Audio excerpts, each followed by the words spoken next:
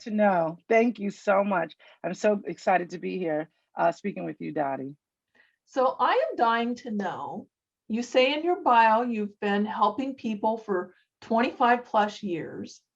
How did you get started in your whole journey of becoming self-employed?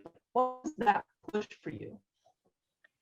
Well, first of all, that's an old number. It's actually been it's certainly over 30, maybe even a little more than that. And you went out at the end, but I think I heard you ask me, when did I get started, or how did I get started? So one of the things I like to tell people, let's start with this, is that I'm not as young and hot as I look, that I've certainly been here a while. I'm what I call seasoned and marinated, but not done yet. And I got started really right out of high school. First of all, I started with technology and I got involved with technology when I got my first computer at 13. And that is over 40 years ago. So we'll just leave it at that. And I got my first computer and fell in love with technology and anything and everything related to it. And I started showing people how to use technology. I started building computers, building, and I mean literally building them from the very beginning, connecting computers, showing people how to use them, especially even with some of the large computers back in the day, the enterprise computers, where people were spending hundreds of thousands of dollars. So I had clients who were doing that, but believe it or not, they didn't come with great documentation. So I'd be showing them how to actually use it. I'm a quick learner.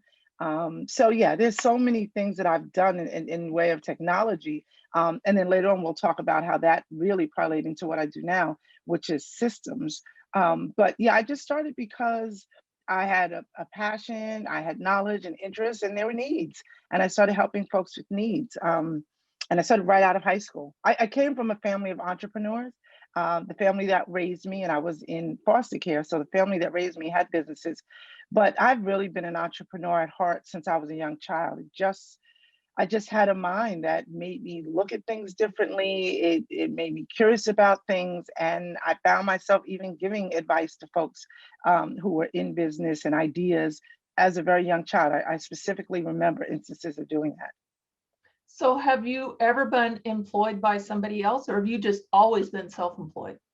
Well, I just listen, let me just be very honest with you. As many people know who are self-employed, you absolutely do things. You do gigs, you do things in between. I've done temping where I've worked for various companies.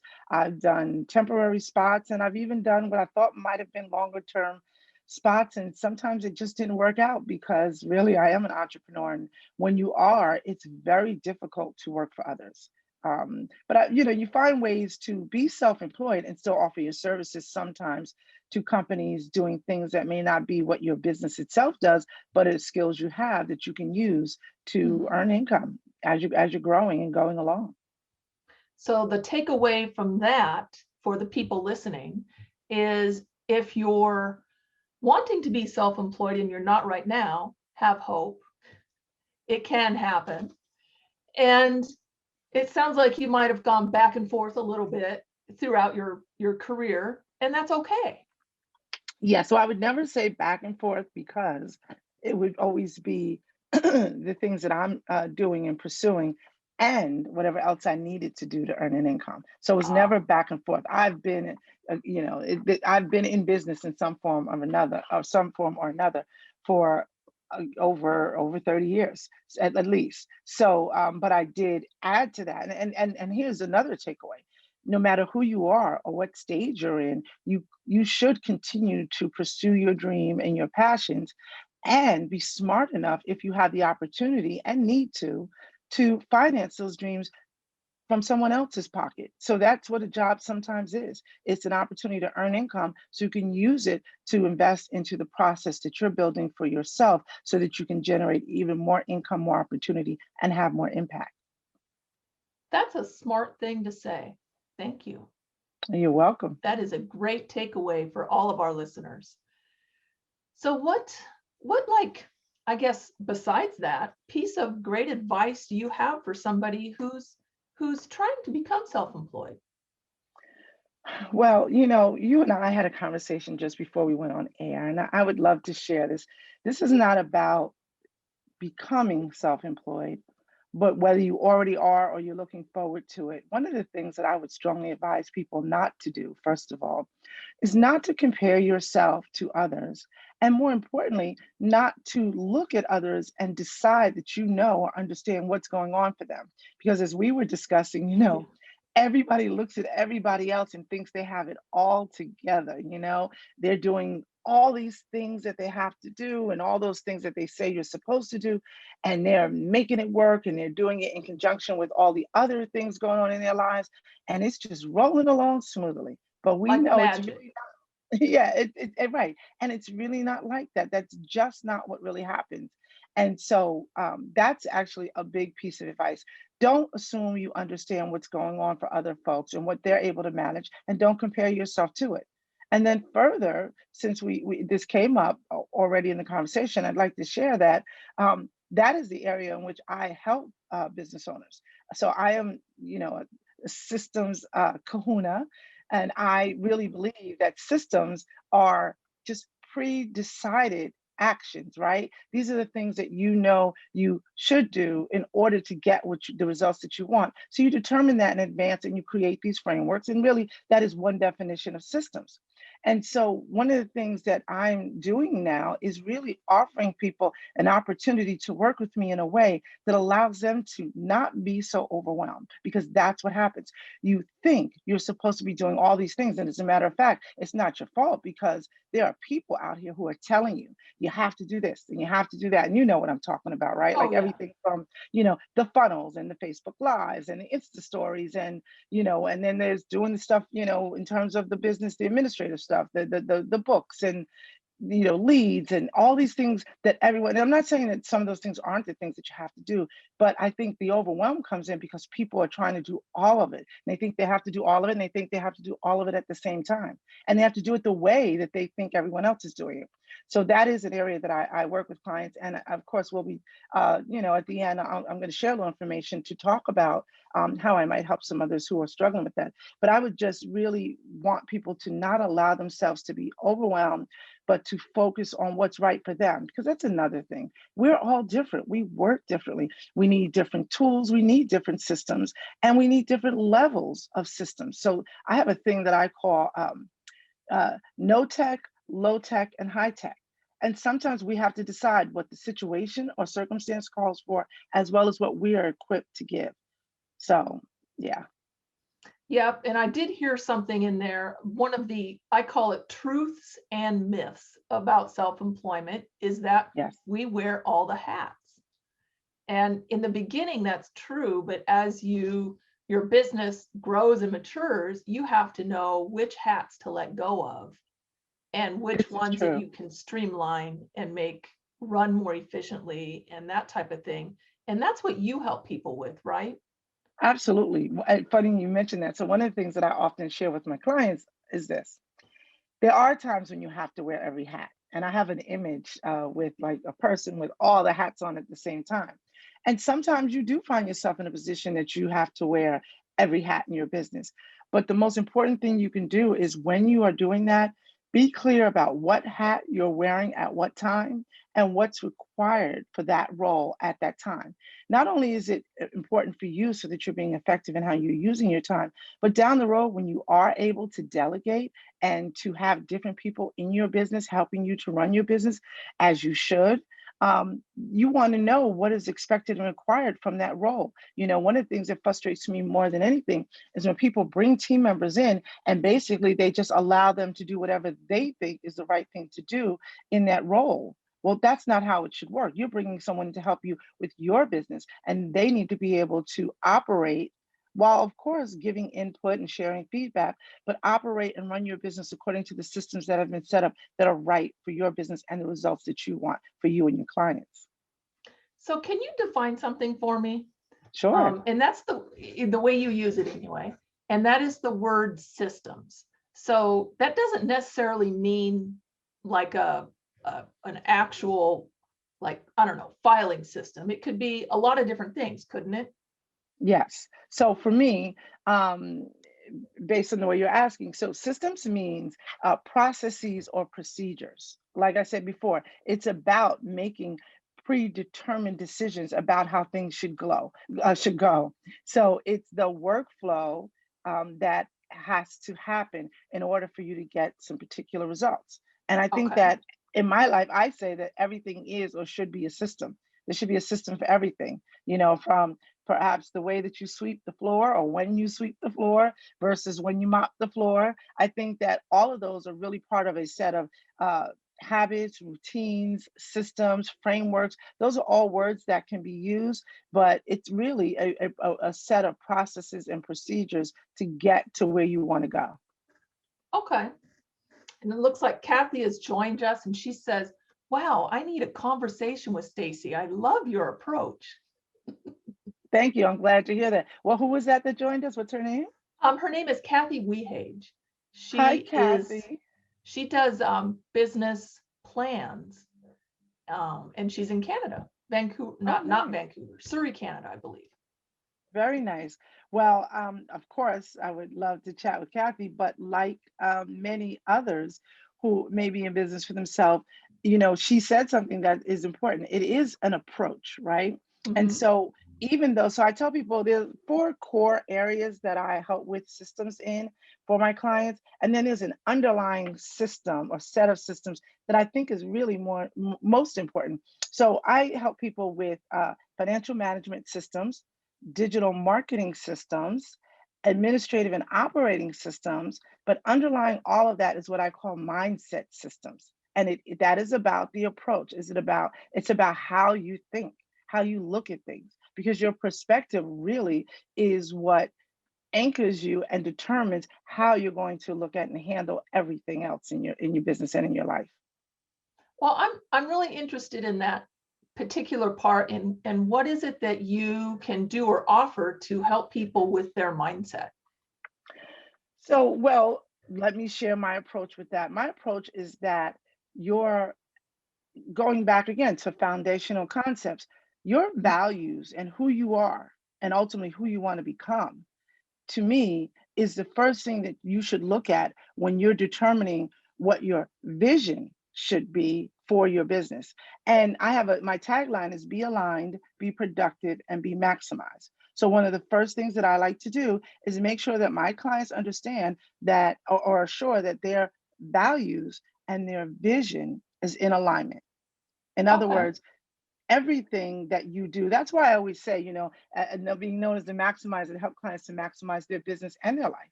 Because the truth of the matter is that even though some people talk about separating your business from your personal life, it really is all in so many ways the same. Who you are as an individual should be reflective in your business, and your business is only, from my perspective, a vehicle, a tool that's used to move you along in your life journey. So that it Mhm. all has to be in alignment. So that is one of the things that I start with when it comes to mindset is helping them to stop and look at that, be clear about their own personal values and their goals, personal and business, and then making sure that they are in alignment with one another so they can move forward. And it avoids a lot of conflict and confusion later.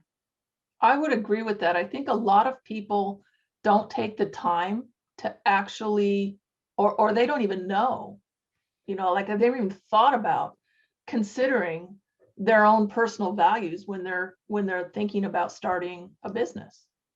Absolutely. And I can totally Absolutely. see how that, if you're not in alignment, that is going to blow up in your face later. All the time, and it shows up in so many ways, and it's just little things, and you never understand why things aren't working out, or why you're having even your own personal resistance to things, or people who are doing work for you, with you, or even your clients are not getting what they want or feeling confused about some of your processes. It really boils back down to that, because who you are and how you show up affects all of those things. Totally agree. So can you share, have you ever had any, I guess what I would call like setbacks in your thinking or anything like that you can share that other people might be able to relate to and they can think, oh, if Staci made it through, we're good to go. Yeah, absolutely. So there's a couple of examples, but let me share this with you. I often talk about So from a biblical perspective, I talk a lot about and use the example of the children of Israel wandering in the wilderness. Many people, whether you're a Bible scholar or read the Bible or not, you probably have heard about the fact that the children of Israel were granted that Moses came along and God sent them out of Egypt from slavery and sent them towards the promised land. Mhm. And I think we all have our own promised land. We have things that we are expecting of ourselves, visions and things that have been shared with us about who we are, what we're supposed to do. And often we find ourselves like the children of Israel wandering. And I talk a lot about journey. It's part of your journey, right? So for years, I have also found myself at different times in different ways, you know, either wandering or just not moving along. I then turn that into an analogy that talks about the kind of vehicle you're using for your journey. So for many years, I walked through the wilderness by feet. And then I saw myself feeling like, okay, so now I'm on a bus. And then I was on a train because I saw myself moving more quickly, more rapidly to my destination. And then it evolved. But many times I found myself in places that I didn't need to be, which is the story of the children of Israel. God gave them a promise, and they really could have been in the promised land. Some say days, some say weeks, some say months. But either way, they took way longer. It said that they took 40 years for something that, again, could have taken as much as months to get to where they were going. They didn't get there because of their own disbelief, because of their own self sabotage, because they didn't believe what was given to them and they weren't willing to do what was required to get there. So I use that entire analogy to say that I certainly have found myself there. And that's what I find a lot of entrepreneurs are struggling with as well. This idea of, why am I not getting where I'm supposed to go? And a lot of times it's our own disbelief, even in ourselves or in the possibility. And again, that goes back to the mindset and finding ways to clear our mind and get clarity about what we want. Again, that alignment and the information we need, the blueprint or the route to get where we want to go with the right mentoring and support is what will get you there. And that is what I found in my own journey. So Laura says she loves that analogy. Thank you, Laura. Yes, I talk about it all the time. I'm always, it's a wilderness. It is. And again, we are there sometimes because of our own doing, not because the promised land is not right there in front of us. And that's why we need guides and that's why we need clarity. And that's why I'm very grateful for this opportunity to share. Because I guess that in some ways is what this is about. Is that right, Dottie? To give people some guidance and some direction to help them move along in their journey? Exactly. A short little roadmap of, Absolutely. I guess, mistakes that various people have made, how they've overcome them, and how they're on track again. I know I've made a ton of mistakes when you think about business, but like you say, if you're in alignment with how you believe, then you can kind of come around that mistake, get back on track, and follow down the road to your promised land. Absolutely. You said that well.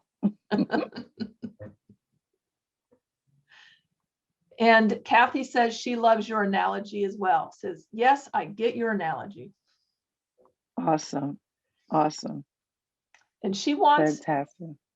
Kathy wants me to give you her cell number, which I will do later because her Okay. computer is down and she can't email you.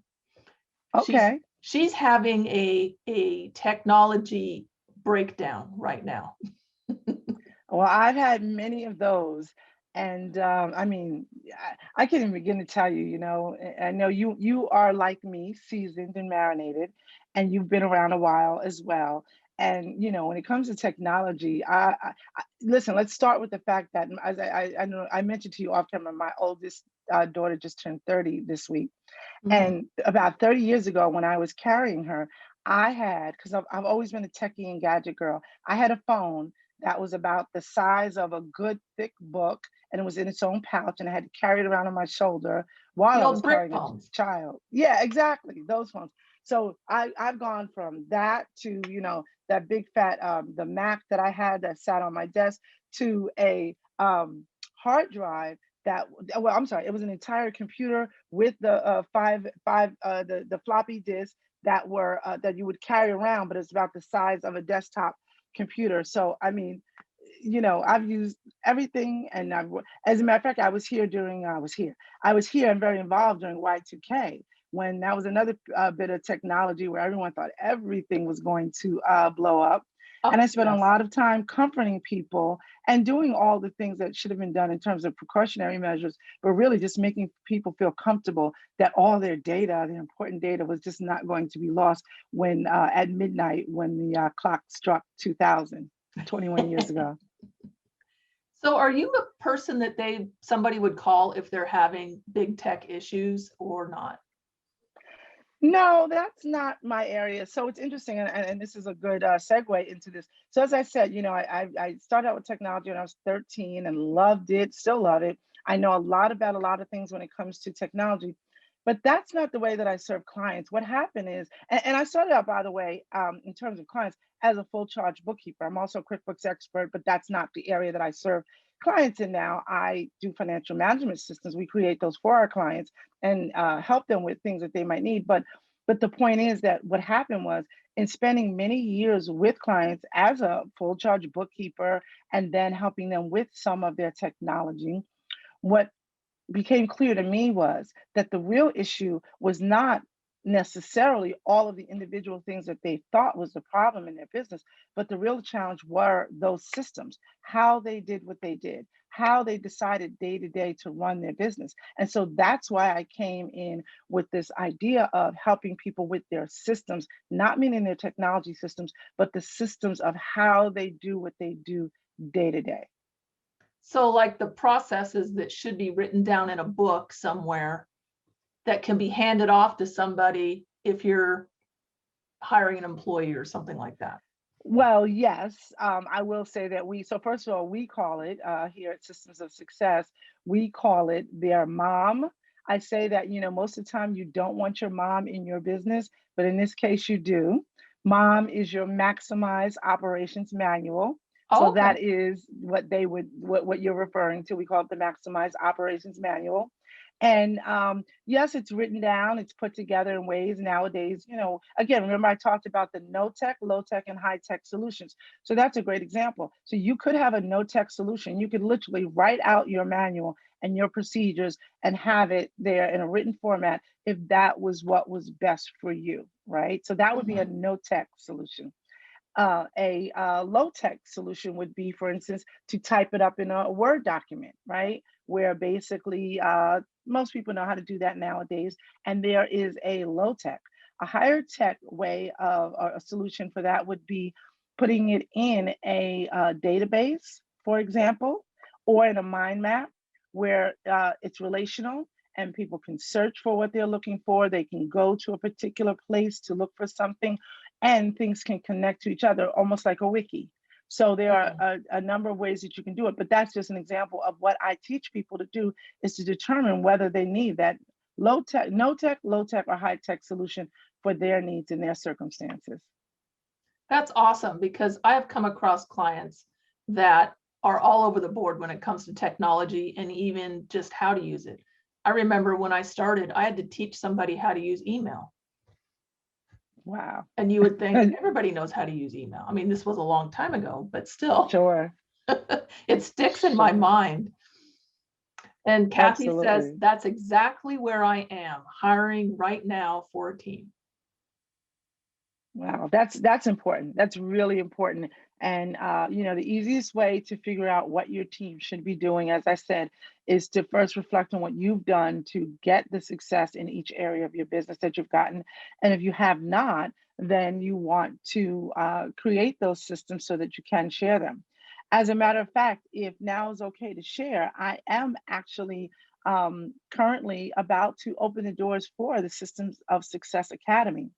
And, again, you often find that whether you're being coached or you're just listening to everybody online and all the things that's out there in terms of information, people will tell you what you need to do, but often the frustration is that they don't tell you how. Mhm. So, the Systems of Success Academy is going to be a series of live learning labs where we will be going through and actually going over with me as the guide how to do the things that they say you need to do. And some of them will be some of the marketing things that you do from a marketing perspective. So, how to create a blog, how to do funnels.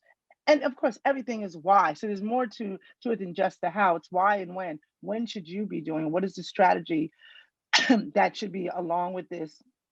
But how to actually do those things. And this is going to be great for someone, whether they want to do it themselves or, as I said before, they wish to have someone else do it for them, because again, they will understand what is required and create a system for their business that will work. So we will be doing that. In addition, we will be helping people to create the actual systems that they will use. So it's how do I do it? But if I want to create a system and a set of systems that MOM or Maximize Operations Manual we talked about, that will be a part of what they will get as being part of the Systems of Success Academy community.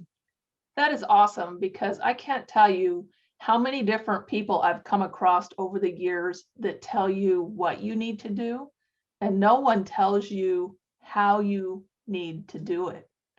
Exactly. So that's awesome that you're going to be doing that. And Nancy just popped in and said hi. So there you are. Hi, So, Nancy. Mutual friend of ours, of course. From the yes, lovely hi, community that we're a Nancy. part of. Yeah. So, Well, we are yeah. at the bottom of the hour. Thank you so much, Staci, for sharing your wisdom with us. We have learned a lot from you today. And join us next week for Terry Lynn Phillips, who is an automation queen, and she will share her pearls of wisdom as well as far as automation goes. That sounds So awesome. thank you, everybody. Have a great rest of your week, and we will catch you next week. Thank you for having me. You're welcome. Bye-bye.